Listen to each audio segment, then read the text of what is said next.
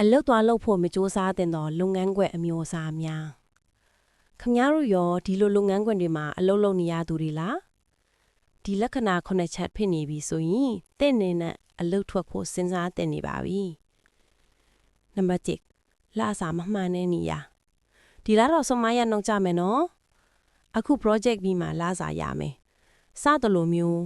ဒီလာစာမမှန်ရင်ဘလောက်ပဲလာစာကောင်းကောင်းရှောင်ပါနံပါတ်2အကျိုးခံစားခွင့်လုံးဝမရှိခြင်းအားလည်းရမရှိအလောက်ခွင့်အာမခံမရှိစီးကူးသားခွင့်မရှိဒါတွေမရှိရင်ကိုဈေးပေါ်တဲ့အလုံတုံမာလို့မဲ့ယူပါနံပါတ်3 employee well-being ကိုလုံးဝမဂရုစိုက်ခြင်းစိတ်ဖိစီးမှုလားဒါကိုကြော်လွှားဖို့လေ့ကျင့်ပါကျန်းမာရေးပြဿနာလားကိုဟာကိုဖြေရှင်းပါစသဖြင့်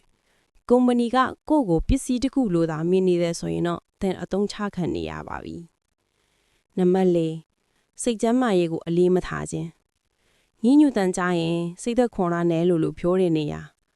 အလုတ်ဖီယာများလို့စိတ်ကျန်းမာရေးကိခတ်ရင်ခံနိုင်ခြင်းမရှိလို့ပြောတဲ့နေရ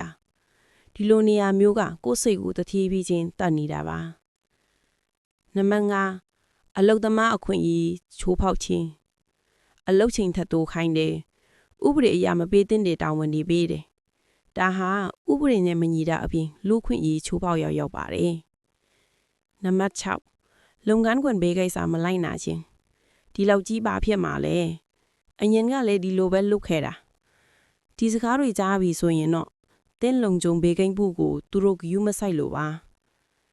နံပါတ်9ငွေကြီးအခက်ခဲနဲ့စီးပွားရေးမတည်ငြိမ်ခြင်းလာစာပေးတာမမှန်တာမျိုးကုမ္ပဏီကတလအရှုံးနဲ့ပဲရင်ဆိုင်နေရတာမျိုးဒီလိုနေရာမျိုးကရေရှည်မှာအလုတ်အကင်မခိုင်မဲပါဘူး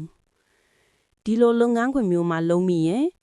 မနေ့အရာထားခြင်းကလေးကစိတ်ညစ်ရတယ်အလုတ်သွားဖို့ချီလက်တွေလီးနေတတ်တယ်